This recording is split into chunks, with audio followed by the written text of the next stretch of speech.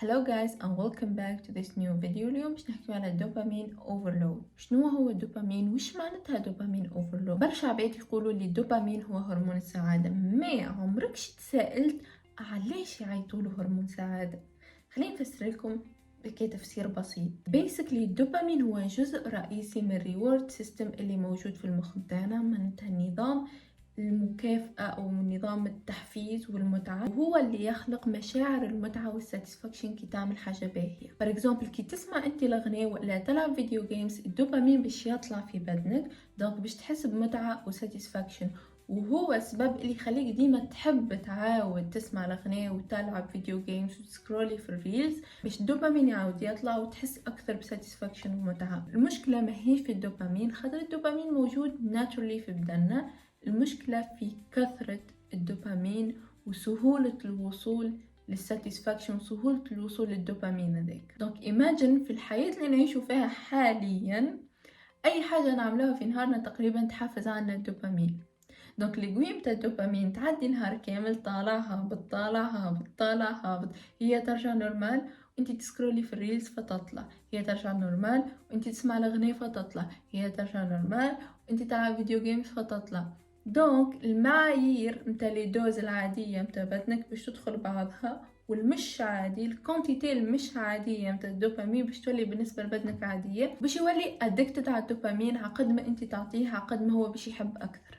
هذاك علاش حاليا قاعدين نعيش في اكثر عصر فيه تحفيز للدوبامين في تاريخ البشرية، وتراست مي اللي جاي اتعس برشا على خاطر الدوبامين ولينا نوصلوله without effort، من غير ما تعمل حتى ربع effort تنجم تحفز الدوبامين في بدنك، واللي هي حاجة ديزيكيليبري. قبل في وقت جدادنا long time ago long time ago ما كانوش يوصلوا للدوبامين بسهولة اللي عنا تو. باش توصل للدوبامين وللساتسفاكشن وللريورد هذيك لازمك تخدم، عندك بروسيس لازم تقوم به كل يوم ولا كل جمعة ولا كل شهر باش توصل تكمل حاجة، تتعلم حاجة، تتعلم سكيل، تتعلم تقرأ كتاب طوله 500 صفحة بعد شهرين باش تكمله باش تحس بريورد.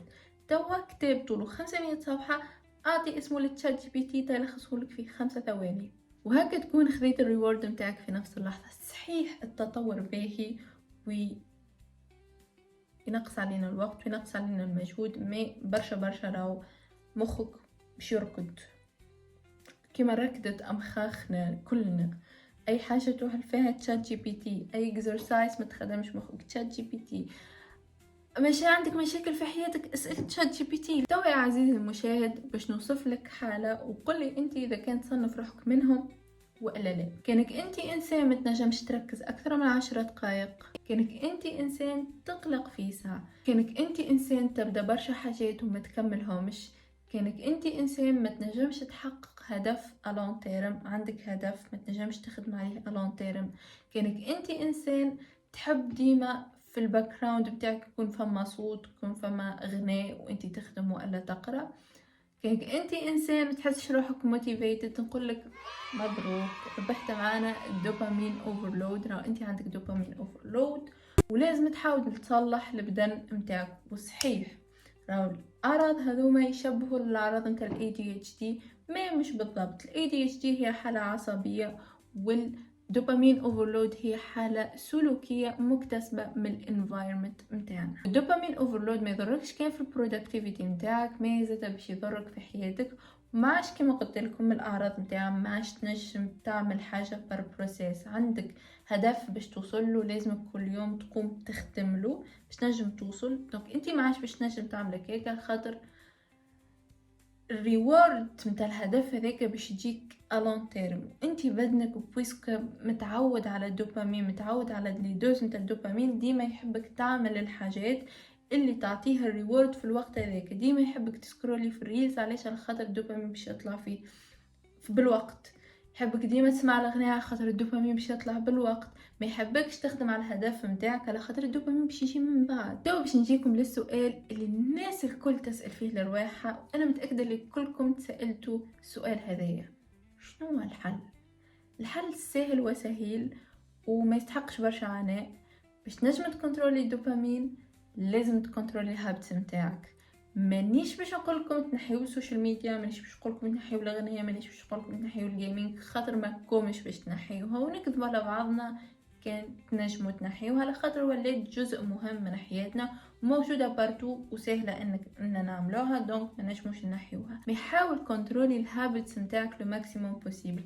حاول الصباح كي تقوم ساعتين اول ما تقوم ما تشدش التليفون، حاول ساعه قبل ما ترقد ما تشدش التليفون، نقص من شدان التليفون، نقص من الحاجات اللي ديما تحب تعملها. فنحاول كول من غير ما تتفرج في شوف لي حل ولا في باب الحارة.